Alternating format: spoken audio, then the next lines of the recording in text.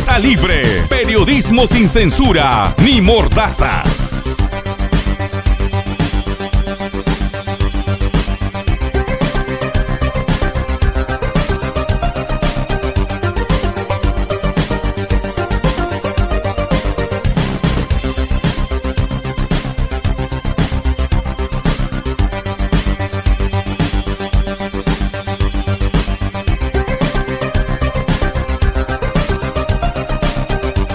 Prensa Libre, periodismo sin censura ni mordazas.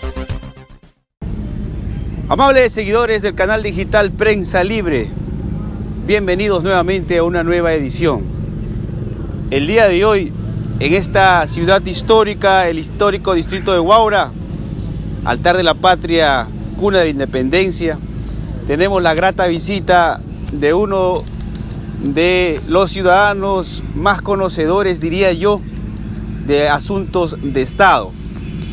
Y está aquí por la insistencia de este conductor a un diálogo, a una conversación sobre muchos temas.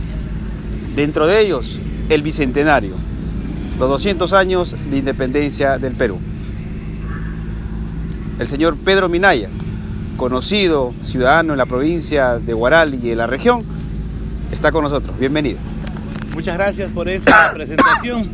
Huaura, como siempre, nos recibe con esa extraordinaria calidez que ahora se refleja en un clima esplendoroso que se ilumina a partir de que abrimos esta conversación, y yo estoy a plena disposición para lo que pudiese servir en este diálogo ante los amigos de Huacho y de Huaura, ¿no? Muy bien, estimados amigos. La primera pregunta es la siguiente. Cuando se termine el sonido imperecedero, inmarcesible de los ríos, la humanidad habrá empezado a sufrir. Es el extracto de un verso de un poeta huachano como es Freddy Pajuelo, que refleja la grave crisis que tenemos en el medio ambiente y en todo caso en el agua. ¿Cómo ha visto usted, desde su perspectiva de estadista, este grave problema de estiaje, de sequía, de presión hídrica, estrés hídrico, como se la quiera denominar? ¿Cuál es su reflexión sobre este tema? Mire usted, si bien es cierto, nosotros estamos acá en nuestra región, una región que tiene todas las condiciones geopolíticas para convertirse en la región con más prosperidad y mejor desarrollo de todo el Perú, porque no olvidemos que nuestra región envuelve a la ciudad capital. Todas las fronteras de la capital son con nuestra región, exceptuando una pequeña porción de territorio que Lima capital tiene de límite con el Callao, pero el resto de sus límites, exceptuando también el Océano Pacífico, es con nuestra región. Es por el norte con Huaral, es por el oriente con Canta y con Huarochirí, y es por el sur con Cañete. Pero ya que usted toca un tema tan importante, no se puede circunscribir solamente al ámbito regional. Y me preocupa porque si vemos una gráfica del continente sudamericano, vamos a encontrar, y usted lo ha mencionado, y lo ha mencionado con tal claridad que me permite poder entregar este mensaje. El país, y existen muchos estudios al respecto, que mayor dificultad tiene con el manejo y la utilización del agua por la escasez del agua potable, del agua dulce y del agua potable que carece, es Chile. Chile comparte la cordillera con Argentina. Sin embargo, todos los bolsones de agua se generan para el lado argentino y no para el lado chileno. Hay un estupendo artículo de Willy Quevedo que se llama Chile sufre de sed. ¿Cuál es la principal función de un gobernante? El sostenimiento y el crecimiento de su población, la conservación de su pueblo. Si Chile, que se calcula en 5 años, no va a tener más agua, es por eso esas negociaciones que hay para poder tener acceso al agua del lago Titicaca, es por eso esas negociaciones. Disculpe la interrupción, hay una pugna casi bélica por un río, y hay un debate en La Haya justamente porque ese río, Bolivia está exigiendo que pague, ¿no?, a Chile, y Chile dice que no puede pagar porque el río pues es de todos. Yo iba justo a que, claro, el nacimiento de las aguas está en Bolivia, ajá, pero el canal, el surco, el camino de ese río pasa también por territorio chileno. Entonces, ¿por qué voy a este tema? Porque la principal función de un gobernante es que su pueblo se conserve, que su pueblo crezca, que su pueblo se desarrolle, que su pueblo avance. Esas son consideraciones adicionales a la responsabilidad primigenia de cualquier gobernante. Para resumir, un buen estadista debe ser visionario al futuro. Pero ¿por qué quiero llegar a esto? Porque si Chile deja de contar con el agua, necesita definitivamente ir, así sea a un escenario bélico, a conseguir espacios donde pueda tener el agua. Y si Chile necesita avanzar, lo va a hacer sin ningún otro miramiento. Es por eso que cuando han habido negociaciones mediante las cuales el Perú le ha entregado energía a Chile para la producción de hidroeléctricas, está muy bien. La gente dice que no, la gente dice que eso es peligroso porque es históricamente nuestro enemigo. Ya no, vamos a esperar más bien que no se convierta, no vamos a potencializarlo.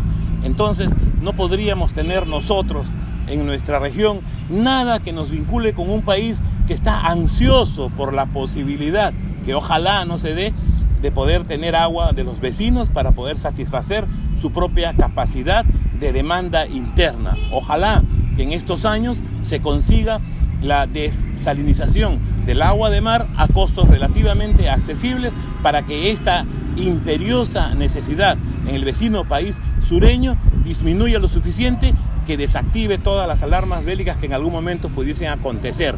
Debemos por eso nosotros considerar que los escenarios de problemas que se dan a nivel de Sudamérica nos afectan y particularmente afectan también a nuestro país, que comparte una extensa frontera con el vecino país del sur, además de la historia que todos conocemos y que estoy seguro nunca vamos a olvidar.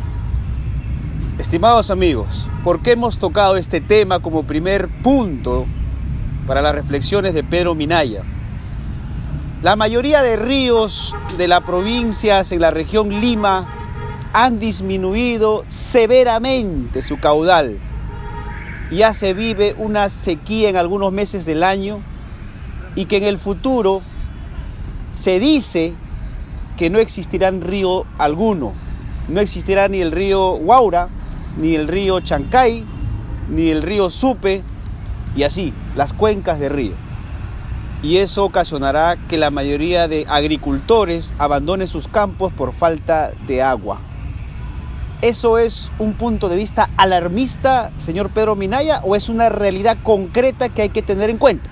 Yo creo que es un punto de vista bastante apocalíptico, pero sin embargo debemos tener la suficiente responsabilidad de conservar este flujo de agua que significa vida para nuestra región, vida para nuestro país, vida para nuestro planeta.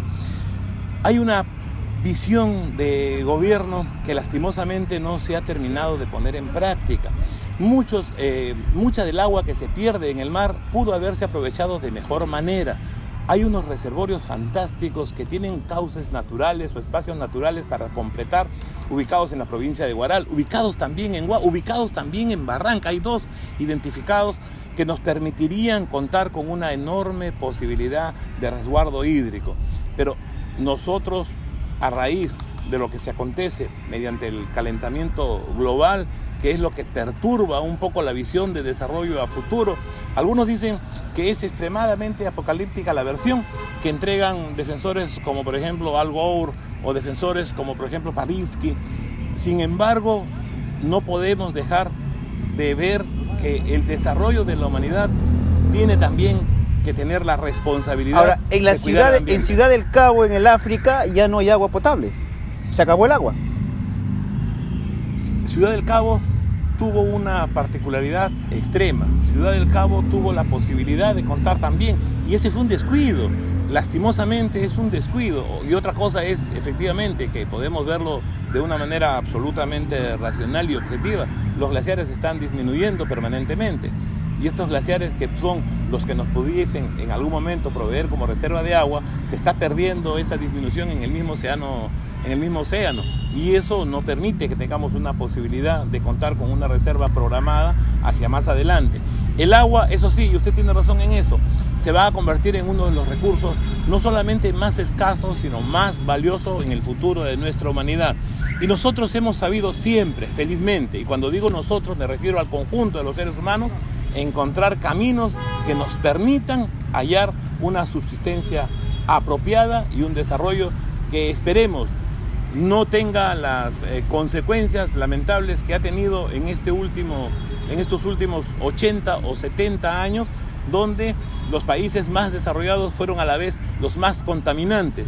Y ahora que existen medidas que restringen la contaminación, hacen que a través de los mecanismos que se han podido configurar en el planeta, existan posibilidades de retribución, pero sin embargo, países como los nuestros, que no tuvimos la oportunidad de crecer hacia el desarrollo en el tema industrial, no podamos ahora hacerlo por la serie de limitaciones que existen y debamos centrarnos y acogernos a los caminos y a los límites de permisibilidad responsable que se están ahora definiendo para que podamos tener un futuro y podamos legarle un futuro a nuestros hijos y a nuestros nietos, donde la calidad de vida no disminuya y el uso del agua pueda ser definitivamente más racional de lo que en este momento lo estamos haciendo.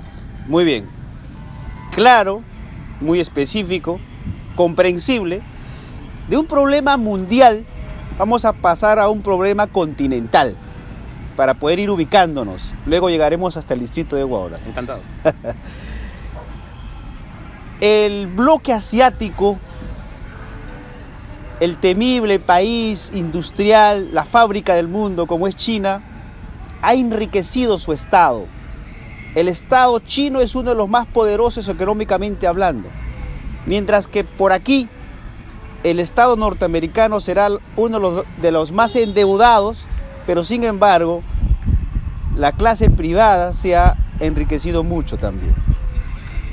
¿Cómo ve usted esta declarada guerra comercial de aranceles chinos y aranceles norteamericanos?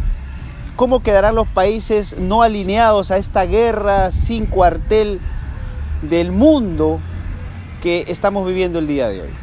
A ver, ha tocado usted un punto muy importante. Recordemos que nosotros como Perú tenemos un tratado de libre comercio con Estados Unidos.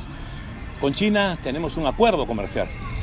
Sin embargo, China tiene un desarrollo programado que se inicia con una zona de exclusión económica. Recordemos que China es un país comunista, pero que vive a través de dos sistemas que gráficamente lo definió Deng Xiaoping cuando era el máximo líder de la China y dijo: a mí no me importa de qué color sea el gato, lo que quiero es que cace ratones. Y se refería a que iba a promover una apertura económica que empieza en la zona de Shanghái y que ahora se expande e involucra alrededor de 350 millones de chinos, de los, casi 2.000 millones de habitantes que tiene ahora ese país inmenso, el más grande de toda la Tierra, y donde hacen y configuran un supermercado. 350 millones de chinos que tienen bastante potencial y poderío económico. China tuvo una cualidad estupenda. China sabía que su mercado crecía y se convertía en un supermercado atractivo para todas las marcas en todo el planeta. ¿Qué hizo China? ¿Les permitió ingresar a su mercado? Sí, pero les puso unas condiciones muy verticales y muy claras. Le dijo: tú eres Mercedes-Benz, el productor de autos más finos del planeta, la tecnología más exquisita del mundo. Vas a venir a la China y vas a poder vender tus vehículos siempre y cuando te asocies en China con una firma china y compartas tecnología con esta industria para que en esta manera este joint venture produzca tus vehículos que se van a fabricar en China y lo puedas vender en este mercado. Eso le permitió algo fantástico que le costó muchísimo a Japón y que le costó muchísimo a Corea anteriormente. Si ustedes recuerdan, hace 55 años un producto japonés era un producto que todo el mundo detestaba y tenía miedo. Lo mismo hace 40 años con los productos coreanos. China dio el salto mucho más rápido porque consiguió limar esa transferencia de tecnología con este tipo de gestión del gobierno que le permitió rápidamente contagiar esa tecnología favorable para que sus empresas puedan tener la misma capacidad o similar capacidad de las principales empresas del mundo en el tema de la producción. Esto le ha generado una extraordinaria bonanza. Además, China está distribuido de una forma muy particular. Yo tuve la suerte de ser jefe del despacho del congresista Quenen Francesa durante muchos años en el Parlamento. Y él es un empresario más que un político. Linda persona, estupendo profesional, magnífico político, pero fantástico empresario. Es una de las principales, el dueño de una de las principales empresas que hay en el país. Y lo acompañé a que defina una compra de un mecano para un molino nuevo que iban a comprar y que lo iban a comprar desde China, porque sus productos los compraba generalmente desde Italia o desde Alemania. ¿Y por qué cuento esta anécdota? Porque en China las ciudades están diseñadas de tal manera que producen solamente un tipo de cosas. Por ejemplo, solo refrigeradoras. Por ejemplo, solo televisores. Por ejemplo, solo mecanos para industrias pequeñas. Solo mecanos para industrias grandes. Además, encuentra usted entonces en un solo lugar toda la alternativa que necesita para poder implementar la industria que esté buscando. Es la fábrica del mundo.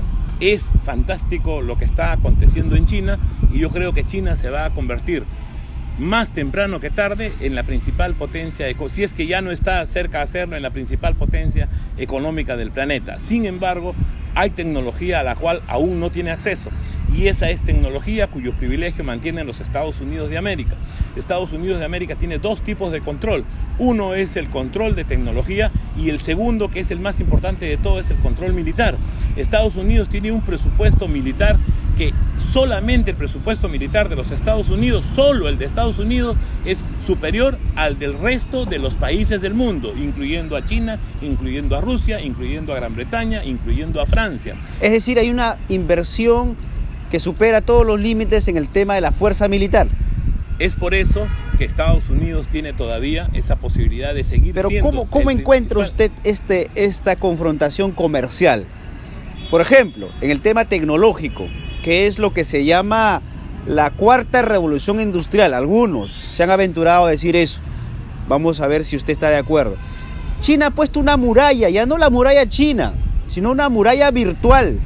Tiene sus propias páginas, tiene sus propias aplicaciones. Por ejemplo, si nosotros tenemos Facebook, los chinos tienen su propio Facebook, tienen su propio Google, ¿no? Tienen su propio canales de YouTube, de videos. Es decir, China sería el segundo país que tendría el Internet. Es decir, va a haber dos Internet en el mundo. El Internet norteamericano, el que todos tenemos acceso, y el Internet chino, que aquí a 3-4 años estaría pues ya en apertura. A ver, ¿cuál es el resultado de esta confrontación? Porque la política de Donald Trump es de confrontar, de recuperar espacios económicos con respecto al avance vertiginoso de China y con respecto a nuestro país. Recordemos que nosotros seguimos los dictados políticos de Washington, pero sin embargo, con respecto a los minerales nuestros, son los que más van a China. Entonces ahí hay una interesante reflexión. Pero no es que sigamos los dictados políticos de Washington, lo que pasa es que estamos en la inercia económica que se ha definido a través del patrón occidental, que es diferente. Sin embargo, ese es el patrón que ha permitido que muchos de los países, incluyendo China, con esta zona de exclusión económica que tiene manifiestos absolutamente occidentales, pero que permite desarrollarse de una forma programada. Tal es así que las personas que no viven en la zona de exclusión económica dentro de la isla de China no pueden viajar de un lado a otro porque altera la planificación. Y si en algo los chinos son estupendos es en la planificación. Fantásticos. Pero usted hacía una mencionó a Donald Trump, y el hecho de que Donald Trump esté en la presidencia de los Estados Unidos ya no nos hace sentir tan culpables cuando nosotros escogemos a nuestros gobernantes, ¿no? Eso quiere decir que el primer país del mundo también comete algunos precipicios. Pero Donald Trump es el reflejo, porque nadie sale elegido porque bajan Los Ángeles, ¿no? La clase política es el reflejo de una ciudadanía. O sea, el americano tiene como reflejo y como esperanza de futuro a Donald Trump. Por eso decía, el hecho de que sea elegido allá nos hace sentir a nosotros un poquito menos culpables de lo que elegimos nosotros en nuestro país. ¿Cree que ha sido un error? Yo creo que Donald Trump, efectivamente, lo que pasa es que vamos a entender, el sistema de elección americana es absolutamente diferente. Allá, para ir a votar, no solamente el voto es voluntario, en nuestro país es obligatorio.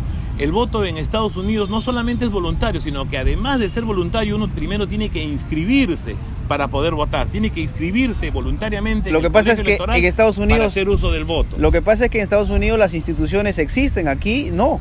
Eso también es verdad, pero por eso quería llegar. Además de eso, allá el sistema de apoyo es el sistema de...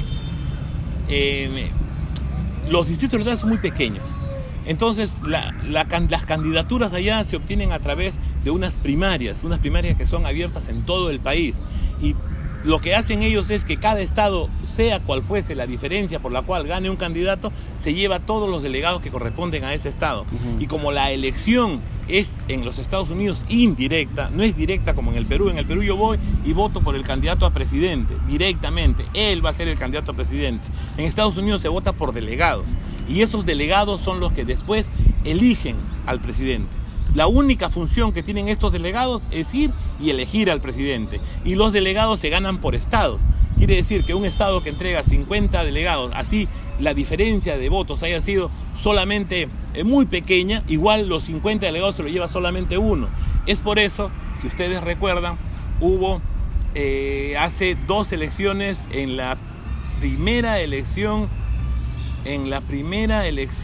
de Obama, en la primera elección de Obama con Jeff Bush en Florida, hubo una discusión respecto a quién ganaba y de ahí se definía quién iba a ser después el presidente. No sé si recuerdan ustedes, claro. El gobernador de Florida, Jeff Bush, hermano del expresidente George W. Bush, hijo del presidente ya fallecido George Bush, se definió justamente porque los estados definían al presidente, porque todos los votos de un estado pasan a ser representados por el delegado que escoge después al presidente. Claro, el bipartidismo norteamericano es muy fuerte, es muy consolidado. La Constitución americana sigue siendo, entre comillas, la misma del año 700, porque es una constitución que en el texto usted la encuentra absolutamente diferente, pero siempre se ha actualizado a través de enmiendas. Al tener instituciones tan sólidas y en Estados Unidos, podría yo hasta decir, hablando de la política norteamericana, que es imposible que en Estados Unidos exista, por ejemplo, una dictadura. Ah, por supuesto. Es imposible. Eso es lo bueno de una política que ha definido a sus poderes del Estado con absoluta claridad. Algo que lastimosamente estamos viendo todos, no es tan claro y nunca ha sido tan claro en nuestro país como debería ser, ¿no? ¿Cómo termina, para no irnos un poco de este tema, cómo termina la confrontación según su reflexión y qué influencia va a tener nuestros países en esa confrontación comercial que existe ya? Existen aranceles norteamericanos y existen aranceles chinos y hay una guerra comercial declarada, con 2 cadenas en las telecomunicaciones también que siguen de alguna manera los intereses de cada país. Usted conoce y sabe perfectamente, y lo sabe muy bien, que el hecho de estar en confrontaciones comerciales es inherente absolutamente a todas las naciones, porque todos quieren colocar sus productos o los productos que son nativos de su país. Sin embargo, y hace muy bien en precisarlo, es tan fulgurante y tan influyente la posición que tiene China por lo que está creciendo de una manera tan grande, y los Estados Unidos por el posicionamiento que tiene desde la Segunda Guerra Mundial en todo el planeta, que esto se avisora como una posibilidad en explosión en algún momento. Pero no podemos dejar de ver que China entiende perfectamente lo que pasa alrededor del mundo. Entonces, el tema de sus comunicaciones al interno lo hacen porque ellos tienen que seguir controlando a través del partido único a su pueblo. Sin embargo, en un futuro se van a integrar porque hay una retroalimentación entre todos los países, entre ellos fundamentalmente. Algo de China que fue maravilloso y que comenzó a trabajarse porque, como les digo, los chinos son estupendos planificando. Hace más de 40 años habían muchos estudiantes chinos que iban becados por su gobierno a estudiar diferentes profesiones en todos los países del mundo. Eso le ha servido a China ahora porque cuando llega una delegación comercial a negociar con China, los enviados de China hablan perfectamente el idioma del país con el que van a negociar. Sin embargo, por lo general, el país que va a negociar tiene un traductor, y ese traductor, ¿qué origen tiene? Generalmente tiene un origen chino, o un antepasado chino, un abuelo, un padre, un tío que es chino. Eso los pone en una posición de negociación siempre en condiciones favorables. Yo creo, y ahora sí yendo al punto de la pregunta que usted con tanta amabilidad ha formulado, que China va a seguir desarrollándose desde el punto de vista comercial, que China va a seguir creciendo de una manera abrumadora, que los índices de crecimiento que sostuvo en la década anterior ya no son tan sostenibles, ir más del 10% durante todos los años es muy complejo, pero sin embargo va a seguir entre el 8, va a seguir entre el 7, algunos picos de 10 va a tener, y eso va a permitir que consolide su economía. Es verdad lo que también manifestó usted, los principales tenedores de bonos americanos son los chinos. Entonces es otro tipo de estrategia. En vez de ir, invado tu país y me lo apropio, me lo estoy adueñando desde el punto de vista económico. Pero no olvidemos que la moneda que se usa en el mundo es la moneda norteamericana. Entonces eso también le permite cierta flexibilidad a pesar del inmenso, enorme endeudamiento externo que tienen los Estados Unidos, de poder más o menos manejar esta situación a futuro. A pesar de todo eso, Estados Unidos sigue teniendo un manejo económico bastante responsable si lo comparamos con casi cualquier otro país en el mundo, ¿no? Muy bien. Sigue sosteniendo esa hegemonía que desde el punto de vista económico se puede ver de alguna forma acercándose o amenazante por China, pero sin embargo desde el punto de vista militar es definitivamente inconmensurable, ¿no? Deng Xiaoping, para justificar el ingreso al libre mercado, dijo lo que usted ya mencionó: no importa de qué color sea el gato, lo importante es que sea o que case ratones. Justifica un pragmatismo en el tema económico, en el tema de competencias en el mundo. Sin embargo, Estados Unidos tiene otra frase que enmarca la filosofía en sí del Estado norteamericano. Nosotros, los americanos, no tenemos amigos y no tenemos aliados, nosotros tenemos intereses. ¿Qué reflexión saca esta frase norteamericana, que es la que tal vez impone de forma abusiva la guerra en el mundo por tener el control de algunos recursos energéticos como el petróleo? Hay una frase que en realidad engloba esa, decía América para los americanos, esa era la frase primigenia, y la otra es una frase que surge con alguien que no era americano, pero que era secretario de los Estados Unidos, que era de origen alemán, y ahorita se me está escapando el nombre y fue fantástico, pero él fue el que acuñó esta frase. Acuña la frase y dice: los países no tienen amigos, los países tienen intereses. Y es que esto es absolutamente cierto. Nosotros somos países hermanos con nuestros vecinos, pero siempre vamos a tener por encima el interés de nuestro pueblo. ¿Sabe por qué? Por lo que manifestaba en la conversación del bloque anterior, porque esa es la principal y exclusiva responsabilidad del gobernante. Entonces eso hace de que el país se maneje con la suficiente responsabilidad para que el país conserve a quienes, a su población y a sus habitantes. Y después ese desarrollo se basa en 3 preceptos, acá y en cualquier otro país. Esos preceptos son salud, educación y seguridad. Y en torno a esos 3 se desarrolla absolutamente todo. Salud, porque uno tiene que tener la posibilidad del acceso. Vamos a entrar a ese punto. Vamos a situarnos ya en la región latinoamericana. Dejamos los continentes ejes en la guerra comercial, que es Estados Unidos por este lado y por el otro lado China, y entramos al continente sudamericano. Por muchos considerado el patio trasero, por otros considerados, por ejemplo como el Papa, el continente de la esperanza, ¿no? Le voy a hacer preguntas breves sobre la situación política de algunos países y usted me responde. ¿Qué opinión le merece el ascenso de, por ejemplo, de Bolsonaro en Brasil? ¿Qué reflexión saca sobre este tema? Me parece que el pueblo brasileño ha decidido orientarse a una vereda absolutamente distinta a la que tenía desde hace más de una década con el Partido de los Trabajadores, y voy a ir a una explicación que creo merece conocerla el oyente, el televidente. Todos estamos ahora inmersos en estas secuelas grandísimas de corrupción que en el Perú conocemos por el tema de Odebrecht, de OAS, de Camargo y Correa. Y antes por los Vladivideos. Pero fundamentalmente quiero ir a este tema, ¿por qué? Porque este tipo de corrupción que representaron y representan estas empresas brasileras es un tipo de corrupción cuyo idealista o el que la crea es Lula da Silva del Partido de los Trabajadores.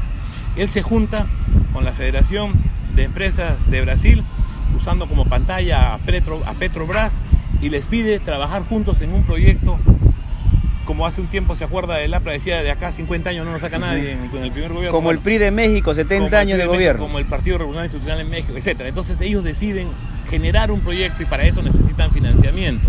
Entonces arman esta ruleta, y esta ruleta la inventa Lula da Silva. O sea, sistematiza lo que ahora conocemos como es una la corrupción. Conspiración empresarial y política. Efectivamente, donde no importaba la ideología ni la doctrina, donde los principales magnates, cuyo credo político era totalmente diferente y antípoda al que tenía el presidente Lula, se sientan en la mesa y concuerdan este tipo de corrupción, que es lo que ahora se ha convertido en un cáncer absoluto. Una corrupción estructurada, sistematizada, estructurada y defendida por el mismo Lula da Silva, que cuando deja de ser presidente se convierte en el embajador de estas empresas en el mundo para poder llevar el mismo sistema que exportan desde Brasil a los demás países de ¿Y por Latinoamérica. qué cree que los americanos lo espiaron y dan a conocer esta...? Y es por eso, efectivamente, que llega usted.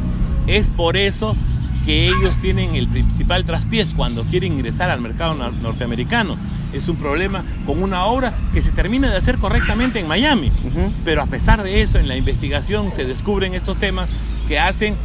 Estados Unidos se acuerda con Odebrecht directamente en un pago de $2.700 millones para que no haya la incriminación penal. La obra a la que habían tenido acceso los brasileños no superaba los $70 millones. 70, 80 millones, no era más. Es un aeropuerto en Miami. Sin embargo, les cobran 2.700 millones por los temas de corrupción. Ese es el punto de la madeja. Y desde allí empezó. Surge la información que hace que se descubra en el resto de los países involucrados, entre ellos nuestro principal país. Pero es increíble. No me escapo de la pregunta, voy ahora con Jair Bolsonaro. Jair Bolsonaro es una persona que tiene una visión absolutamente diferente. Es como si usted hubiese escogido el día con uno y la noche con el otro, la noche con uno y el día con otro. Tiene una visión diferente. Es más, ya anunció que los 8.700 médicos... ¿Es como el Uribe colombiano? No. Yo creo que Bolsonaro es un poco... ¿Es un Donald Trump sudamericano? Es más parecido a Donald Trump, pero con una característica que creo que es un poco más pensante, en el sentido más analítico. Me parece que es un poco menos impulsivo que Donald Trump. Donald Trump tiene una característica que es la que todo el mundo resalta, es que reacciona por impulso con mucha rapidez. Y en el nivel en que se encuentra, que es muy peligroso, ¿no? Es sumamente peligroso. Ahora, los ministros de sigue escaparnos de análisis, los ministros de Trump, de Donald Trump, la mayoría son ex agentes de la CIA, ¿no? Los secretarios, allá son secretarios, ¿no? Los secretarios definitivamente son los que están, pero son los que le están apagando los incendios. Porque definitivamente, inclusive la misma elección de Donald Trump tiene el cuestionamiento del apoyo soviético, del apoyo ruso en realidad, ¿no es cierto? De la intervención rusa, de la intervención en la campaña ya entrando al tema de Bolsonaro, en la campaña de Bolsonaro se ha escuchado un llamado a la guerra para liberar a Venezuela. Suenan los tambores, es muy peligroso, solo fue tal vez el apasionamiento de la política, un poco el fanfarronear, ¿no? ¿Usted cree que realmente hay una intención belicista del país continente que es Brasil hacia Venezuela, que está pasando por duros momentos económicos y políticos? Justo a eso iba, ¿no? Venezuela durante muchísimos años era el bolsón de democracia en Sudamérica. Todos nuestros países estaban gobernados por dictadores y Venezuela se mantenía como una posibilidad que todos como una añorábamos. Suiza. Sin embargo, ahora está sumido en una crisis profunda, enorme, terrible. Tiene a un dictador que lastimosamente solo ve su pequeño horizonte y se ha olvidado de que... ¿Por qué lo califica como dictador a Nicolás Maduro? Y no solamente lo he calificado como dictador, he dicho que es uno de los más crueles, aunque no el más inteligente. Yo usé otro término que no quiero repetirlo en la televisión, porque ha copado todos los poderes del Estado y lo está manejando a su antojo. Ha disuelto, entre comillas, el Parlamento y le ha dado el poder a una asamblea constituyente, sin tener esas facultades ni siquiera en la Constitución que modificó el comandante Chávez. ¿Pero quién gobierna en Venezuela? ¿La clase política o los militares? Gobierna Maduro y Diosdado Cabello. Ese es un dúo que se encarga de llevar adelante lo que se le ocurre. En Venezuela, y esa es una estadística oficial... ¿No le reconoces las elecciones? Lo que quiero manifestar ahora, que va a quedar graficado, es que en Venezuela, y esto es oficial, el promedio de las personas en el último año bajó 8 kilos de peso. A mí me haría bien estar en Venezuela, pero no bajar de peso en esas condiciones. En Venezuela, óigame usted, cuando Chávez recibe, la principal exportación de Venezuela, casi la única, pero no es la única, es el petróleo. El principal cliente de Venezuela es los Estados Unidos de Norteamérica. Sin embargo, cuando Chávez asume el poder, el barril de petróleo estaba a $12. Con Chávez en el poder llegó a costar $150 el barril.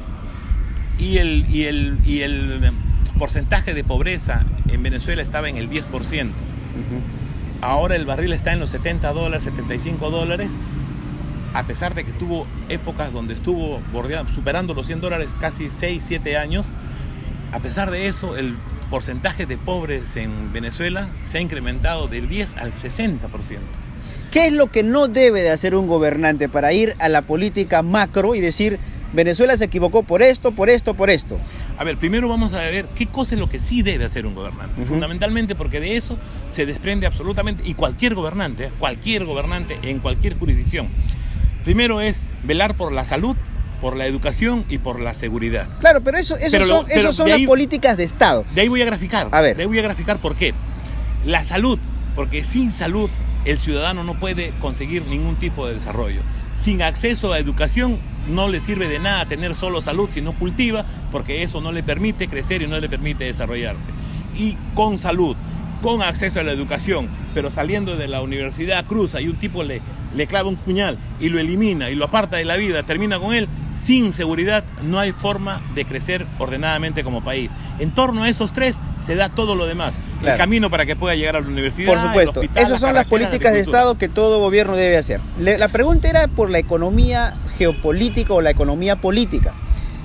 Necesariamente los países del mundo deben obedecer con pies juntillos, como el sí señor, al catecismo fundamentalista de libre mercado, que si tú no aperturas la libertad de empresa, estás equivocando en tu rumbo político. ¿Eso es dogmático o realmente esos son los modelos que han traído a algunos países al fracaso? Porque de Venezuela te pregunto, ¿qué es lo que ha pasado en México que es lo contrario que ha pasado en Brasil? A Manuel López Obrador ingresa a un gobierno totalmente desacreditado, sin legitimidad, y es la otra propuesta en América Latina en antípoda pues a Bolsonaro. ¿Qué opinión le merece? A ver, yo soy un social cristiano y propugnamos nosotros la economía social de mercado, que es una alternativa diferente al libre mercado, al liberalismo. Que no se vive eso. Y que es diferente también al socialismo. Lastimosamente, se ha probado en más de una oportunidad, con mucho dolor, con mucha sangre y mucho sufrimiento, que el socialismo no es el camino al desarrollo de ningún pueblo. Inclusive China, para desarrollarse, está trabajando de una manera inclusive más liberal de lo que Estados Unidos para en su afuera momento fue. En la zona de exclusión económica solamente, ¿no? Mantiene el poder y la verticalidad en el resto del continente chino, porque prácticamente la China es un continente, ¿no? Así es. Entonces, usted me pregunta y yo le digo, no es necesariamente el libre mercado, pero es una alternativa que ha funcionado. Pero si yo puedo explicar de algo, lo haría sobre la economía social de mercado, que tiene partes, que permite que el mercado actúe, pero que no olvida algo que es fundamental, que es la subsidiariedad, que es la solidaridad, que es donde el mercado no llega, yo no voy a explotar allí al ciudadano. Allí tengo que intervenir como Estado para suplir esas carencias, para que el ciudadano... Que es muy diferente al modelo neoliberal. Que es diferente al modelo liberal y al modelo neoliberal, absolutamente distinto. Sin embargo, no puedo dejar de mencionar algo que quisiera que usted me permita solamente ¿Es 2 el segundos. estado de bienestar a lo que usted se hace referencia? Bueno, la búsqueda del bien común es común. Todo el mundo busca el bien común por diferentes caminos, ¿no? Nosotros también vamos en la búsqueda del bien común, que es lo que queremos. Pero yo quiero que me permita hacer una pequeña reflexión que grafica lo que ha sucedido. ¿Cómo llega un país a un estado de desarrollo? Con trabajo, con esfuerzo, con dedicación, con buena voluntad del gobierno, con lo que quiera, pero ¿cómo llega? ¿Qué aplica? ¿Qué tipo de política? A ver, la mayor inflación en el mundo que ha existido jamás no ha sido la del Perú de Alan García, ni es tampoco la de Venezuela de Nicolás Maduro. La más grande que jamás existió es la de Alemania después de la Segunda Guerra Mundial. ¿Cómo se recompone Alemania? Alemania se recompone gracias a 2 talentosísimos socialcristianos, uno Konrad Adenauer, el otro Hans Seider, que aplicando economía social de mercado y doctrina social cristiana es que consigue revertir y convertir nuevamente a Alemania ¿en qué?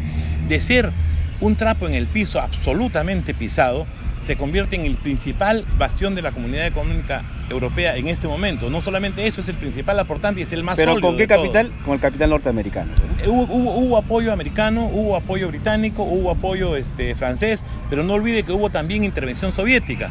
Y la parte soviética fue la parte que menos desarrolló. Tal es así que cuando la parte soviética, que era la Alemania del Este, se integra a la Alemania del Occidente, eso le significa era tan grande, tanto lo que había crecido la Alemania occidental, que cuando integra la Alemania oriental a la Alemania del este, solamente le significa un punto en su PBI nada más. Un punto fue integrar todo ese país. Era una carga de Alemania, ¿no? Eso grafica fundamentalmente lo que significa desarrollar las políticas con responsabilidad, teniendo una visión clara, sabiendo a dónde quiero ir, sabiendo qué cosa tengo que hacer para llegar a ese destino y aplicándolas permanentemente, porque los primeros pasos siempre son los más complicados. Usted es bastante joven, pero en el año 80 esto lo manifestaba Luis Bedoya Reyes, próximo a cumplir 100 años, lúcido completamente. Un hombre muy visionario, ¿no? Visionario, alguien a que aprecio mucho, mi amigo de mucho tiempo, mi maestro, no mi amigo, más que mi amigo, que nos ha orientado muchas veces, y él en ese tiempo... Y a quien históricamente el Perú negó un gobierno, ¿no? Yo creo que Perú merecía un presidente como Ahora, Luis Bedoya Reyes. Hombres de esa talla ya no la tenemos, ¿no? Ya no hay. Por eso justamente es ese reconocimiento. Porque más allá de las posturas ideológicas está las capacidades de estadista y lo visionario que puede ser un hombre. Justo a eso iba, porque quería contar, en el año 80, cuando él tuvo su primera candidatura a la presidencia de la República del Perú, estaba entregando un mensaje que sus opositores lo etiquetaron como que él quería taiwanizar el Perú.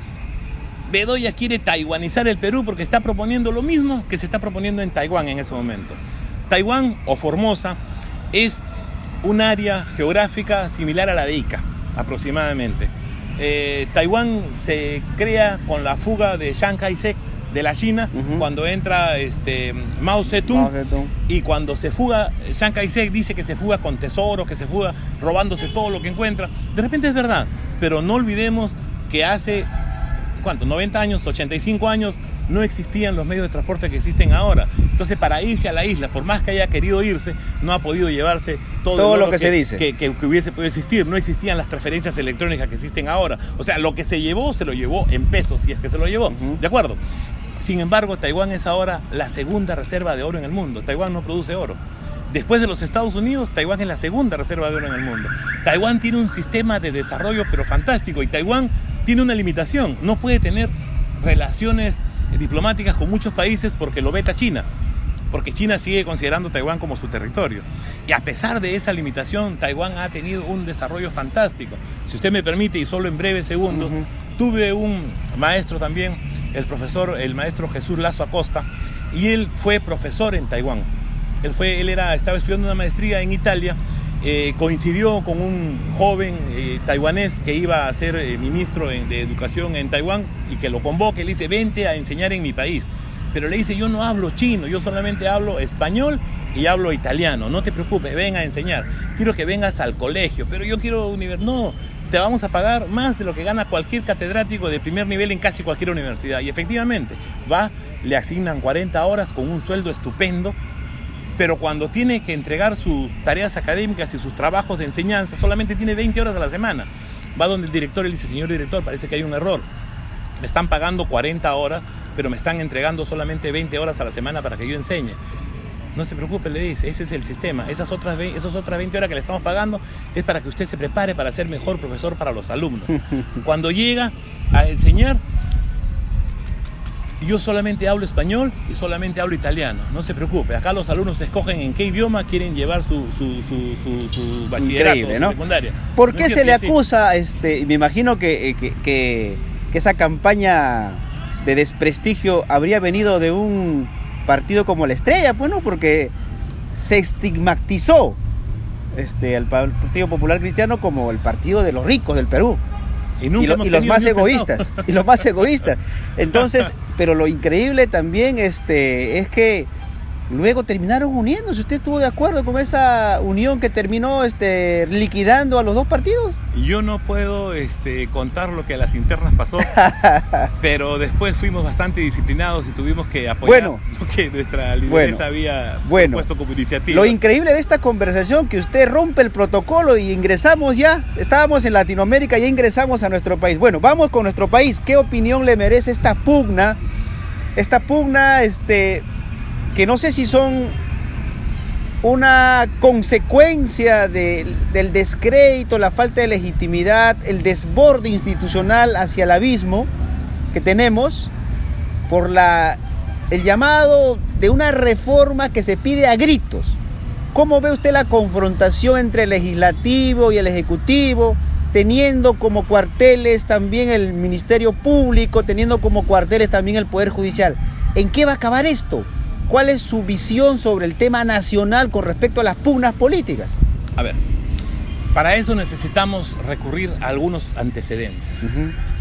En nuestro país, cada vez que el Ejecutivo ha tenido un Congreso con mayoría opositora concentrada solamente en un partido, ha terminado en golpe de Estado.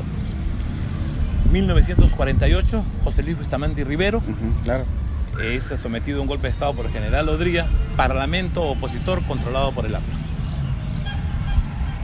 1968, Fernando Belaúnde Terry, en su penúltimo año de gobierno, con la constitución de esa época, del 33, los mandatos presidenciales eran de 6 años, él fue elegido en el 63, en el año 68, el 3 de octubre, en golpe de Estado de Juan Velasco Alvarado, mayoría del Parlamento era oposición, APRA 1.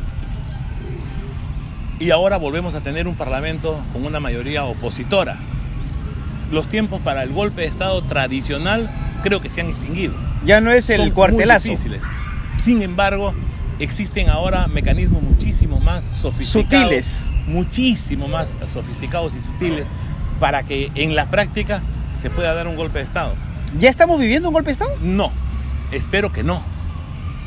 Tengo la sensación de que corremos ciertos peligros, pero yo espero que la madurez y que el presidente comprenda que lo que le están diciendo al oído no siempre es lo que él tiene que decidir. Ahora, lo que está pasando con los expresidentes, ¿es persecución política o es realmente el debido proceso del Estado de Derecho que tiene que castigar a quien cometió no errores, sino delitos? A ver, para eso debemos hacer un repaso de quiénes son nuestros expresidentes. Empecemos. El expresidente vivo más antiguo, de mayor edad que tenemos es Francisco Morales Bermúdez. Está condenado a cadena perpetua por un tribunal italiano. Pero está libre, por la operación Cóndor. Bueno, ya nosotros es una persona mayor, no entregamos a nuestros ciudadanos. No lo vamos a entregar, pero está condenado a cadena perpetua. Mire, expresidente, claro, fue un presidente de facto. ¿Quién sigue allí? Sigue Alan García. Está asilado en la embajada. Bueno, el más viejo es Fujimori. Pero por periodos de gobierno. Periodo de gobierno. Porque estamos hablando de Morales Bermúdez, cuyo mandato terminó en 1980. Viene la constituyente. Luego, claro, dentro del mandato de Morales Bermúdez fue la constituyente, donde hubo un gesto estupendo de Luis Bedoya Reyes a Aya La Torre, que usted seguro lo conoce. Claro, por supuesto. ¿No? Entonces, después viene el periodo del segundo gobierno de Fernando Belaúnde y viene el primer gobierno de Alan García, que fue un gobierno terrible. Claro. ¿No es cierto? Entonces, por eso menciono a Alan García en ese orden, solamente cronológicamente. Alan García está asilado en la embajada de Uruguay, o pidiendo asilo en la embajada de Uruguay, con cuestionamientos muy terribles respecto a los temas de corrupción durante su segundo Pero le gobierno. pregunto, ¿existe persecución política sobre ese tema, sobre ese personaje? Solo permítame llegar, porque esto grafica qué tenemos de antecedentes nosotros en nuestro país. Muy bien. De ahí sigue Fujimori. Fujimori no solamente ha estado condenado, ha estado preso, sino en este momento está con orden de que retorne al penal. Se le ha derogado el indulto. Y está asilado en una clínica. De ahí sigue Alejandro Toledo. Claro. Y Alejandro Toledo está con prófugo. una orden de captura, claro, para que cumpla una prisión preventiva. Claro. Está fugado en los Estados Unidos. De allí sigue Alan García, que ya hemos hablado, y de ahí sigue Ollanta Humala. Ollanta Humala ha estado purgando prisión preventiva. Está en un proceso del cual no se ha librado, que puede terminar preso. Con él, claro, con él recluido en la cárcel. ¿Quién sigue? Pedro Pablo Kuczynski. Él renuncia a su cargo porque las evidencias eran tan fuertes y está siendo procesado. Aún no conocemos más. Entonces, yo creo que se está fortaleciendo el sistema de justicia. Yo, en realidad, no creo que exista una interferencia del Estado. Vamos a un análisis. ¿Usted cree que Pedro Pablo Kuczynski podrá ingresar a prisión? Porque es un ex agente de la CIA en el tema económico. Él trabajó en Chile con Pinochet. Es un hombre que estuvo en los asuntos económicos de intereses de Estado de Estados Unidos con el gobierno de Belaúnde Terry. Y es un norteamericano, y los norteamericanos nunca pugnan prisión en las reconocidas neocolonias como el Perú. ¿Usted cree que realmente él ingresa a prisión? Pero ahí hay otro tema más. Su principal socio es chileno también. O sea, claro, por donde tiene todos los problemas, por el abono, él es un socio chileno, ¿no? Y su defensa es la defensa que él hace como la hace un americano, no como la hace un peruano. Pero bueno, Saliendo de ese tema un poco, además hay otra consideración que no ha tomado usted en cuenta. Por la edad que él tiene, nuestro mismo sistema penal le da unos beneficios adicionales. A él, la pena que le corresponda va a tener de inmediato, solamente por el hecho de la edad con la que él cuenta, una reducción del 50%. Por ser funcionario público, por haber sido funcionario público, su pena va a ser efectiva. Pero se le pueden aplicar también por la edad que tiene una serie de beneficios. Entonces, si llega a purgar cárcel, no va a ser una estadía tan larga. Yo me he preguntado, además, lo que yo me pregunto, señor Pedro Minaya, es: ¿existirá cinco prisiones en la Dirobe? Porque había una. Bueno, van a crear algunas otras más, porque en realidad yo creo que la justicia, o sea, el Poder Judicial está consolidándose. Y en los procesos de consolidación de un poder del Estado independiente, como creo que se está tratando. ¿Se consolidan con un Inostroza prófugo? No, le quiero contar por qué en conjunto. ¿Ya? Hay definitivamente muchas manchas, muchas lacras y muchos problemas dentro del Poder Judicial. Definitivamente sí lo hay. Tanto a nivel de Corte Suprema como a nivel de Corte Superior, y también con toda seguridad a nivel de los jueces. Pero lo que me refiero es que en conjunto está tratando un sector de los jueces de consolidar la imagen de un poder judicial absolutamente autónomo. Y en esa consolidación se están cometiendo excesos. O sea, se está yendo más allá de donde deberían irse. Porque hay un pronunciamiento claro del Tribunal Constitucional en esto de las detenciones preliminares. Lo que sí debería hacer el Poder Judicial es ser un poquito más rápido, ser un poquito más ágil y avanzar un poco más. Entonces allí sí, dictar la prisión preliminar, pero no estos tipos de prisiones preventivas. Lo que pasa es que le estás pidiendo un imposible. La dilatación en el Ministerio Público es el gran negocio. La dilatación, las decisiones de un juez les permite negociar la coima, el cohecho. Muy bien, vamos a pasar ya ¿a dónde guste? A un tema. Bueno, acá he traído una obra que todo peruano debe leer: La corrupción en el Perú, ¿no?, de Alfonso Quirós. Alfonso Quirós dice, estimado Pedro Minaya, que en el Perú o en Latinoamérica la corrupción es sistémica, ¿no?, es endémica y es cíclica. ¿Está usted de acuerdo o no? Y yo le agregaría que es posible combatirlo. Es una corrupción que definitivamente... ¿Por qué usted tiene un optimismo casi de juventud perpetua? Yo tengo un pesimismo con respecto al, como decía Maquiavelo, no pienses bien de los hombres, porque los hombres no se guían por ideales, sino por los apetitos egoístas para satisfacer sus vicios. Niccolo Maquiavelo era fantástico, no solamente en una expresión, pero yo acumulo juventud. Entonces debo manifestar una expresión dentro de lo que es complejo y dentro de lo que es difícil y dentro de lo que definitivamente es verdad, porque nosotros no tenemos la corrupción. Usted tiene un optimismo genético ya. Que se haya creado recién. Es verdad, tenemos una corrupción que nos acompaña desde que éramos virreinato y la hemos heredado en la República. Tenemos una corrupción. Bueno, estamos frente al histórico balcón de Huaura. No puedo mencionar lo que quiero decir porque me voy a referir... Desde los inicios de la República. Me voy a referir a Libertador. A quienes nos ayudaron a conseguir esta libertad de la que ahora gozamos. Y que pero dice que el que cae es cómplice, así es que es. Dígalo más la verdad. Y que todos los días, lo que pasa es que tenemos una imagen que es preferible preservarla por el lado bueno. Es importante porque nos sirve para educar a nuestros descendientes, nos sirve para guiar a nuestros hijos. No para desorientarlos. Claro, entonces no hay un solo ser humano, ninguno, que todas las cosas las haya hecho bien. Es bueno rescatar lo bueno que hizo cada uno, cuando eso sirvió para el bien común. Entonces, eso más parece, es la actitud de Pedro Minaya, claro que está dentro de su filosofía, ¿no? Es la de Cristo, ¿no? Ama a tu prójimo y tienes que ver las virtudes y que los defectos lo examine él. No, también hay que combatir los defectos, pero cuando las virtudes aplanan completamente esos defectos es preferible rescatarlas. Pero sin embargo hay personas en las cuales los defectos y los malos actos superan largamente las pocas cosas buenas que pudieron hacer. La perversidad. En ese caso, lo perverso es lo que tiene uno que destacar para que nadie sea como él y no se ampare en hacer algunas cosas buenas para poder cubrir todo lo malo que después hace. Muy bien. A eso me refería yo, ¿no? Muy bien, vamos a pasar, estimados amigos, de esta extensa conversación, ilustrada conversación. Yo agradezco la presencia de Pedro Minaya en el histórico distrito de Huaura, que nos permite tener luces en tanto oscurantismo dentro de la prensa en la provincia de Huaura. Vamos a la región. Lima provincias. 128 distritos, 9 provincias. Segunda vuelta, tenemos 2 candidatos. Ricardo Chavarría, empresario de telecomunicaciones, y Javier Alvarado, sentenciado a 6 años. Acá tengo la sentencia. He tratado de documentarme para poder hablar con propiedad y no generar pasiones ni odios. Dice sentencia número 38. Javier Jesús Alvarado González del Valle. Condeno, voy a ir a la parte resolutiva, condeno al acusado Javier Jesús Alvarado González del Valle por la comisión del delito contra la administración pública, la modalidad de peculado doloso en agravio de la Municipalidad Provincial de Cañete, representado por la Procuraduría. A ver, como cómplice primario, también como autor a Eduardo Daladier Guanus a 6 años de pena privativa y a una reparación civil de 5 millones de soles. Los detalles que quieran ustedes hurgar, documentarse, podrían leerlo. He tratado de resumir para no entrar al análisis legal. Eso es lo que tenemos. 2 candidatos en la región, 2 alternativas. ¿Cuál es su reflexión sobre estos 2 candidatos con estas características, ¿no? Porque eso es lo más visible. Si alguien me pregunta, ¿quién es Chavarría? Es un empresario de telecomunicaciones. ¿Y quién es Alvarado? En la actualidad es un condenado por corrupción a 6 años.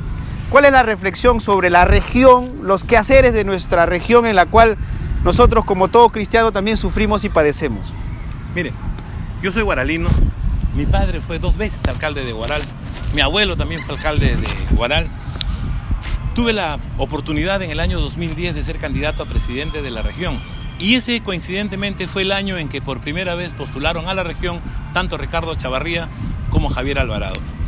Los conocía de antes, he conversado con ambos, soy amigo de los dos, conozco la situación actual de cada uno de ellos, sé del tesón y la permanencia por ponerse al servicio de su región de Ricardo Chavarría, alguien que se formó desde lo más profundo de lo más interior de nuestra región, porque él es de la parte alta de Guaral, territorio que antes pertenecía a Canta y que con la creación de la provincia de Guaral en el año 76 pasa a ser parte de la provincia de Guaral, de una región como la nuestra, que al inicio yo manifestaba, es una región con estupendo potencial. O sea, casi es un atavío, Chavarría. Casi es un ataviano, casi es un ataviano. Él viene de la parte altoandina. Entonces conoce lo que se conoce cuando uno tiene que usar sus propias manos para producir el quehacer de cada día.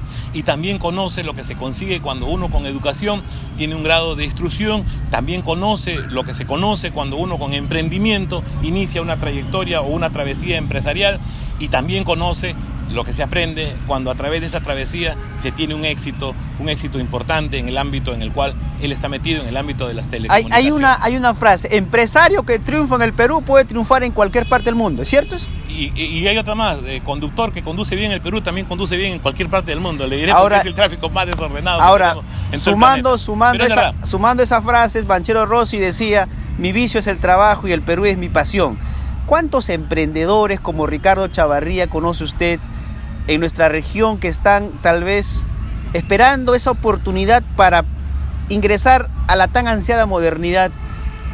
Y permítame un poco la interrupción con este tema que a veces nos apasiona, de los hombres que se han quedado en el Perú después de la crisis terrible que hemos tenido en los años 80 y 90 en el Perú. Lástima que a Juan Banquero Rossi se entusiasmara tanto por Susana Cesareo, por Eugenia Cesareo, y eso lastimosamente no terminó muy bien. Pero bueno, recuerda usted que fue uno de los magnicidios más sonados ¿Fue un asesinato o un magnicidio? Yo creo que fue un magnicidio, más que un asesinato.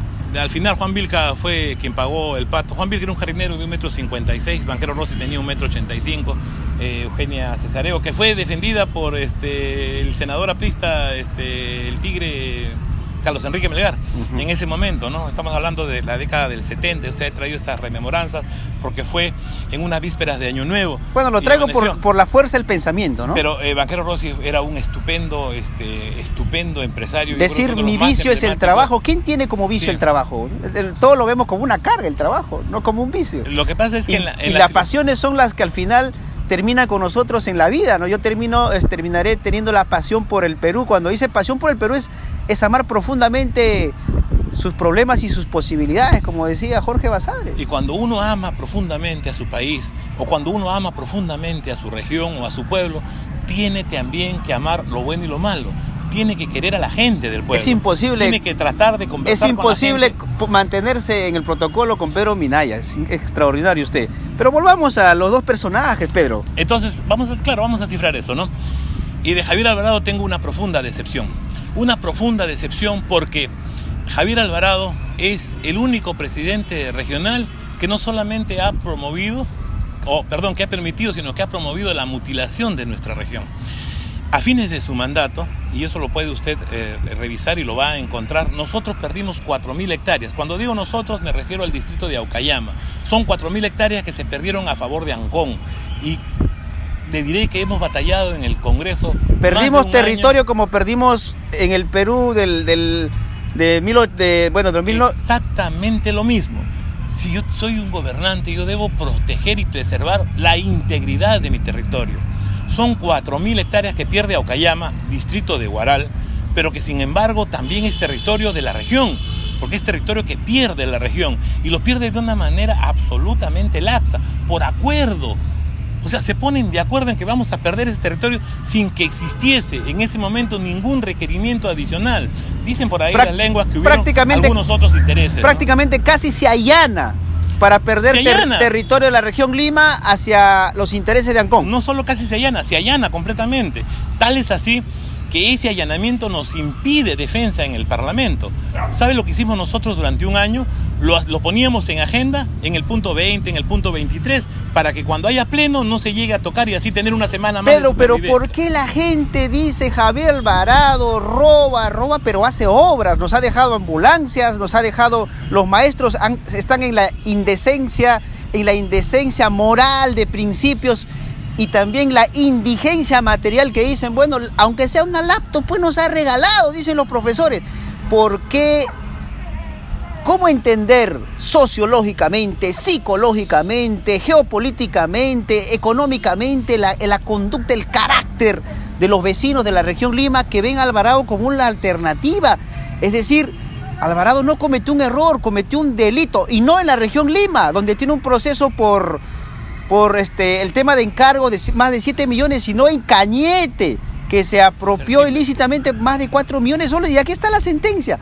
Pero ¿por qué la conducta de la mística de agradecimiento casi irracional de los ciudadanos de la región Lima? ¿Qué explicación me puede dar usted, si podría darse explicación a esto? Bueno, en realidad no es tampoco la gran mayoría. Yo estoy seguro de que no es la gran mayoría. Pero ha ganado en la primera vuelta electoralmente, porque el 32% de votos fue nulo y viciado. En la primera vuelta, el 32%, pues, eso es histórico. El 17% lo tiene Javier Alvarado y el 15% lo tiene Ricardo Chavarría. ¿Cómo observamos a esos votantes de Javier Alvarado para reformular la pregunta? Primero, por eso existe esta adecuación de la doble ronda francesa que nos permite tener un voto de reflexión en la segunda vuelta, ¿no? Este es un sistema francés que permite que el ciudadano pueda repensar su voto, reordenar su voto, y que nosotros planteamos en determinado momento que también se extienda a las principales provincias del país, provincias que tengan más de 100.000 electores, porque si usted ve, no hay casi ningún alcalde que supere el 20% de los votos. Por lo tanto, siendo alcalde legalmente elegido, no tiene la legitimidad al día siguiente porque el 80% de la población no votó por él. Bueno, pero vamos al tema. Yo considero y creo que eso es algo más o menos claro. Cuando se está en campaña, lo que se vende es lo que uno quiere que el elector sepa de él. O sea, estamos vendiendo un producto electoral. Yo lo que quiero es llegar, si fuese parte o integrante o estratega de alguna de las campañas políticas, lo que quiero es que el día 9 de diciembre la gente crea que mi producto es el mejor de todos. No me importa que eso lo cree el 10, el 11 o el 12. Estoy hablando en los temas absolutamente pragmáticos y prácticos de cómo se desarrolla. Dentro de la estrategia. Dentro de la estrategia que se lleva adelante una campaña. Pero en términos reales tenemos acá dos alternativas absolutamente claras. Y vamos a ser sinceros con esto. Estoy seguro que alguien, Guacho, ya lo debe haber tocado. Yo creo que la mejor de las opciones es la que encabeza Ricardo Chavarría, con toda seguridad. Es alguien que va a saber pensar, es alguien que se va a tomar su tiempo para que tiene experiencia en administración, que tiene la capacidad de administrar adecuadamente sus recursos económicos y que va a trasladar esa capacidad y esa eficiencia al manejo de los recursos de la región que nos pertenecen absolutamente a todos y sobre el cual ciframos muchísimas esperanzas de desarrollo y de crecimiento. Esperanzas de desarrollo y de crecimiento que no se cifran en mano. La ubicación de nuestra región es fantástica, es extraordinaria. Ahora, yo te digo, Pedro, faltan 2 semanas, 3 semanas, tal vez tal vez mi percepción y mi posición individual, lo he dicho, lo diré, soy absolutamente franco y sincero, aunque por ahí algunos hipócritas colegas me han dicho, ¿por qué te estás parcializando? Oiga, dentro de mis creencias y mi confesión cristiana, o estás con Dios o estás con el diablo, o estás con un hombre que no tiene antecedentes, o estás con un hombre sentenciado y condenado y prófugo. No hay tintas medias. Llega un momento donde tú tienes que decidir, y eso es en la cámara secreta donde vas a decidir un futuro. Yo no sé con qué cara la gente le va a ver a sus hijos, los que van a votar por Javier Alvarado. Discúlpame, pero si es que tú, maestro, porque he visto a maestros hablar, no, pero aunque sea una laptop nos ha regalado, entonces no te quejes cuando tu alumno te reciba aunque sea un tuppers, porque ese es el ejemplo que le estamos dando, Pedro. Lamentable, pero ese asistencialismo, ese demagógico asistencialismo de otorgar un bien a cambio de la compra de un voto y una conciencia, no puede ser perpetuo en nuestro sistema, en nuestra sociedad. Yo considero, y termino con esta reflexión para hacerte la pregunta, Pedro, yo creo que no fue el robo de los 6.000 millones de soles, según tengo entendido, Fujimori se llevó la peor herencia que nos dejó.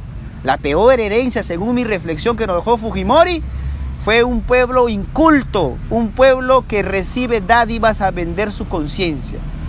Y lo que yo sí puedo comprender es lo que decía algún momento Alfonsín, ¿no?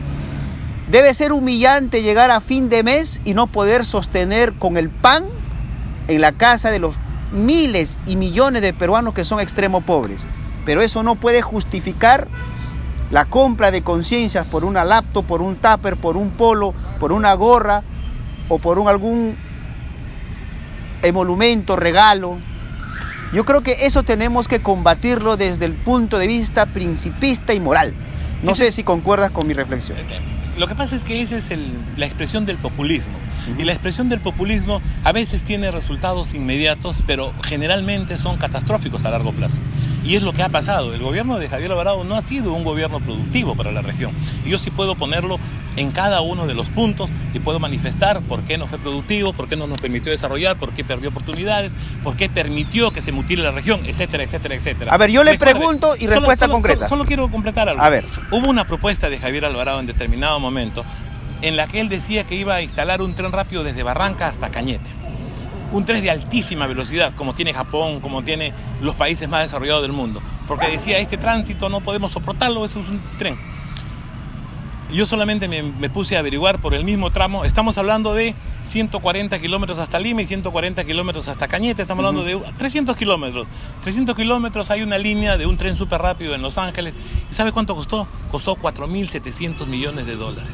4.700 millones de dólares. O sea, es imposible que a alguien se le pueda ocurrir fantasear con una obra que no la va a Los chinos podrían hacerlo, pero te concesionan toda la vida. Pero no es rentable por el tipo de tráfico. Claro, a pesar de que ¿cómo va a ser rentable si nosotros somos un país donde todavía la pobreza es extrema? En todo caso, esa rentabilidad le puede significar tomar otra alternativa. Por ejemplo, sería muchísimo más rentable hacer un camino en la variante de Pasamayo, como lo propusieron los japoneses hace más de 50 años, solamente un puente por el mar que va directo hasta Ancón y de Ancón aéreo hasta Lima, porque nosotros en realidad no contaminamos el Perú lo contaminan más la administración de Lima, porque los ciudadanos que parten de Barranca o que parten de Huacho hacia Lima o de Huaral, nosotros viajamos con suma tranquilidad hasta Ancón. Desde ahí comienza el problema de tránsito, desde ahí perdemos horas hombre, desde ahí contaminamos más. No es responsabilidad en realidad de nosotros, ¿no? Ahora, a diferencia de Alvarado, Chavarría ha propuesto una cosa muy interesante para la educación. Ha propuesto entregar maestrías y doctorados a los docentes y además esta herramienta que tanto gusta al maestro, que es la laptop, ¿no? Con referente al tema de salud, Pedro, que es el otro tema que más me preocupa. Estaba en el Valle Fortaleza, en Paramonga, estaba en el centro poblado Tunán, vi una mujer que cayó por el puente de Palos, yo sé que tú lo conoces, se llama el puente de Judas, se cae al río, se revienta la pierna, va al centro de salud y no hay un médico. Pregunto por el médico, me dicen, una vez viene el médico, y ese es el mismo médico que se va turnando en los 5 centros poblados que hay arriba. Yo digo, ¿en qué país estamos viviendo que no hay médicos en los lugares más empobrecidos del Perú? Y no solamente eso, a 150 kilómetros de la capital. En todos los países del mundo donde florece el desarrollo, las ciudades que están a 200 kilómetros de la capital se ven embargadas también de cierto nivel de desarrollo. Nosotros estamos en Huaral a 75 kilómetros, acá a 140, en Barranca 200, y estamos con un atraso abismal si nos comparamos con lo que es Lima, y en la atención de servicios mucho peor. Pero vayamos ahora por una visión completa en el tema de salud. Lo que usted manifiesta es correcto, es anecdótico y se repite en toda la realidad. Alta, es la verdad. Y ahí tenemos una desconsideración, porque la vida del más pobre de nuestros ciudadanos vale exactamente igual que la vida de cualquiera de nosotros y que la vida del más encumbrado de los que tengamos viviendo en la región. ¿Y cuál es ese valor? Ese valor es incalculable. Es exactamente el mismo, pero no se puede calcular. Es hipervalioso el valor de cualquier vida humana, cualquiera, sin distinción alguna. Somos una región que ya tiene más de 16 años en ejercicio. Y sin embargo, aún no hay atención de capa compleja en la región. De acá a la parte norte nos derivan al Sabogal en el Callao. Cuando nosotros deberíamos tener en Huacho ya un hospital con atención de capa compleja. No solamente hablo de la infraestructura, sino hablo de la posibilidad del sostenimiento de un centro de salud importante que congregue. Ok, de Huaral me vengo a Huacho, está bien pues, pero no me mandes de capa compleja, no me mandes fuera de mi región. ¿Por qué me tienen que atender capa compleja fuera de mi región? Cualquier tratamiento biológico fuera de la región. Cualquier enfermedad. Por ejemplo, yo digo, tanto debe de costar el malecón de Huacho, con las disculpas del caso al gobierno actual. Solo la refacción, el mantenimiento, 1 millón de soles. Yo digo, una resonancia magnética que te salva vidas, que te previene, no lo tiene ningún hospital en la región. Y yo digo, si el 1 millón de soles para dar un mantenimiento a un lugar que no produce, oiga, invierta usted en un instrumento médico que te previene el cáncer y cualquier enfermedad. ¿Y por qué esa ilógica de los gobernantes de invertir mal? ¿Por qué esa forma tan atroz de rapiña, de robar y robar y robar, enriquecerse, estar tan vil que ni siquiera el dinero robado lo pueden disfrutar? Mira, Fujimori robó y está en una clínica, en una prisión dorada. Alan García robó a nuestro país, estuvo prófugo del Perú, ahora está asilado también prácticamente en una prisión dorada. César Álvarez está en una prisión fría. Javier Alvarado está prófugo, no disfruta de su libertad por haber robado y robado. Yo digo, ese es el camino de los que al fin han terminado su principio cristiano de no ser condescendiente, porque cuando uno es cristiano ama a su prójimo, al más caído, al más desvalido, al más miserable, al que se está muriendo por la desgracia de vivir en un país tan injusto, Pedro. Cuando uno de verdad tiene conciencia social, entiende, y tiene empatía social, que es lo fundamental. Pero usted, por ejemplo, usted es un hombre capaz, usted un hombre muy conocedor de los asuntos de Estado. Pero usted no es un mafioso, pues. Y por eso usted no está en el gobierno regional. Por eso le decía, es necesario que el componente de honestidad acompañe a la capacidad profesional. Sin ese acompañamiento en paralelo, nunca se van a conseguir. Más vale la rectitud de conciencia que 1000 conocimientos. Es indispensable caminar de la ética. Es más, es uno de los valores fundamentales para el crecimiento y el desarrollo de un país. Y eso tenemos que nosotros transmitírselo a nuestros hijos, porque nosotros los padres somos los que lo tenemos más cercano. Inculcarlo en estos valores es fundamental para conseguir que después, cuando se alimenten de profesionalismo, cuando se cultiven de técnica, cuando aprendan los caminos que la vida les va a enseñar a caminar, tengan como principal cimiento la ética, la honestidad, el respeto por el prójimo, comprender verdaderamente lo que vale cualquier otro ciudadano.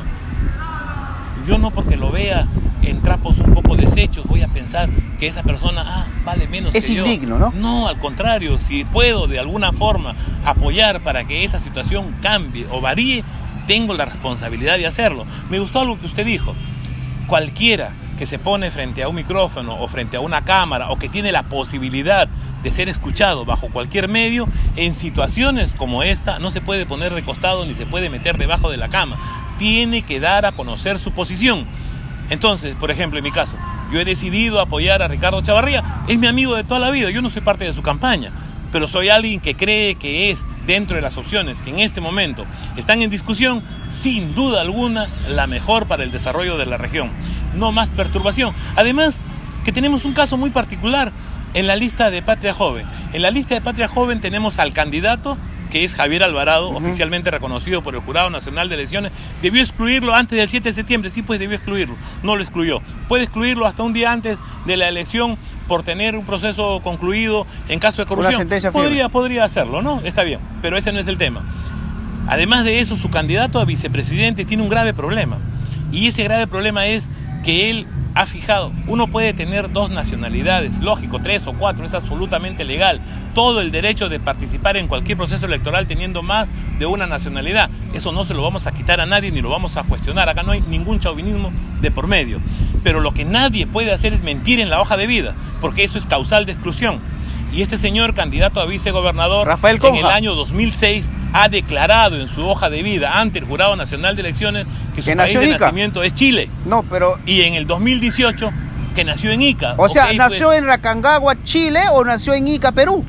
Porque lo que sí estoy seguro es que su mamá es chilena y no podemos nosotros negar esos orígenes, ¿eh? Ok, pero más allá de eso, uno puede cometer un error, puede omitir una información, puede haberse olvidado de poner algo, pero uno no puede mentir. Ahora, hay que diferenciar, Pedro. Te digo por qué.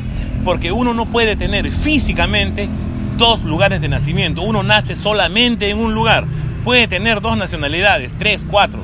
Eso no es el problema. Pero físicamente uno solamente nace en un lugar. Eso configura haber mentido en la hoja de vida. Eso no se arregla con anotación marginal.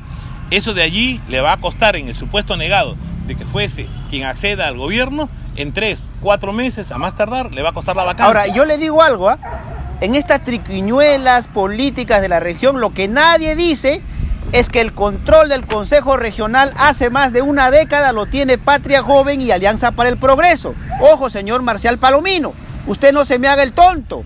Usted sabe que el Consejo Regional, los delegados del Consejo Regional, que es la legislatura en la región, lo vienen dominando alternadamente entre Patria Joven y Alianza para el Progreso, y nada bueno han traído como ordenanza, nada han hecho en fiscalización. No veo un solo pez gordo de la corrupción de esta gestión que se va o de la anterior que haya tenido que estar en los tribunales. Eso también hay que decirlo. Ojo, señores de la región Lima, los que van a gobernar en la legislación va a ser Patria Joven y Alianza para el Progreso, que tienen un pacto bastante infame, como diría. Muy bien, pasando a otro tema y terminando ya esta entrevista, don Pedro, muchas gracias nuevamente por estar aquí en el distrito de Huaura. Vamos a encumbrarnos un poco a las cumbres del Bicentenario. ¿Cómo ve usted el 2021 nuestra región, nuestro país? Usted tiene un optimismo genético, tiene una juventud que le desborda esa creencia profunda en el Perú que yo ya no lo tengo. Yo tengo un fatalismo y un pesimismo a la corta edad que tengo. Creo más en el odio que tienen los corruptos que tal vez en la buena fe que tienen los hombres para dirigir bien. Y ahora cuando digo corruptos, lo digo a esa gente que vota por corruptos, porque los principales corruptos en un país son los que eligen corruptos. Y no la vemos la cara, porque siempre dicen, no, el pueblo los eligió. No, el pueblo corrupto eligió corruptos. Porque el pueblo honesto no elige corruptos. A sabiendas que el político es corrupto, no puede elegir corruptos. Pero bueno, ante la interrupción en la vía pública, como se habrá dado cuenta usted, hemos hecho esta entrevista. ¿Cuáles son sus reflexiones para el Bicentenario, señor Pedro Minado? Tengo una enorme convicción de optimismo y de fe, es verdad. Porque yo he visto que el desarrollo de nuestros pueblos se ha debido fundamentalmente al empuje y al emprendimiento de sus ciudadanos. Muy poco con el apoyo de sus autoridades, lastimosamente. Han habido muy buenas intenciones, han habido en algunos casos también muy buenos trazos y horizontes que no se llegaron a ejecutar plenamente, porque hay un viejo refrán que dice, una cosa es con guitarra y otra es con cajón. Pero sin embargo confío en que vamos a saber seguir creciendo. Nos hubiese encantado llegar al Bicentenario en un clima de paz, en un clima de prosperidad, con un trazo definido. Pero vamos a llegar en ebullición, vamos a llegar en crecimiento. No olvidemos algo que es fundamental. Desde afuera, Cuando nos miran, nos ven como un país con mucho potencial, con muchas posibilidades. Hay muchos inversionistas de Europa que están viniendo a arriesgar en nuestro país porque encuentran que es un lugar con condiciones que le van a permitir alcanzar una posibilidad enorme de desarrollo. Los 4 países que en toda América Latina se ven con esta potencialidad son nuestro vecino del sur, nosotros, Colombia y México. Y esto hace que la visión para la inversión importante, la que nos permite crecer y desarrollarnos, y que también evidentemente le va a generar ganancia a los inversores, eso es algo innegable, pero dentro de los marcos que la normatividad permita, sin que se violente los principios que contaminan o que dificultan la posibilidad y el surgimiento de nuestra patria. Yo estoy seguro que en principio tenemos una responsabilidad, y esa responsabilidad es elegir el 9 de diciembre próximo a un gobernante que nos permita tener la suficiente confianza y esperanza de que se puede llevar adelante un desarrollo ordenado de nuestra región. Yo creo sinceramente que ese es Ricardo Echavarría. Muy bien, estimados amigos, muchísimas gracias por su tolerancia, muchas gracias por su atención. Esperemos en el futuro volver a entrevistar en algún cargo público. Es allí, como dicen, donde se conoce a los hombres que hacen la historia. Permíteme una reflexión. Hay muchos hombres que llegaron a la gloria dentro de la historia universal, pero dice que en estos tiempos no se busca solo la gloria, sino que los hechos concretos salven a la humanidad. Y hemos empezado hablando de la humanidad, porque debemos ser todos responsables de la casa grande que tenemos y llegar para el Bicentenario con todo lo que ha dicho Pedro Minaya, con una planificación donde podamos sobrevivir, no solo a ese comportamiento muchas veces retrógrado, inhumano, de los tiempos de tal vez de la barbarie y no de la civilización. Llegar al Bicentenario con un país próspero, una región en paz y con hombres que se proyecten a la ciencia y a la cultura. Estimados amigos, muchísimas gracias por haber sido partícipe de esta conversación, de esta entrevista a Pedro Minaya aquí en el histórico distrito de Huaura. Con nosotros será hasta una próxima oportunidad. Permiso. Prensa Libre, periodismo sin censura ni mordazas.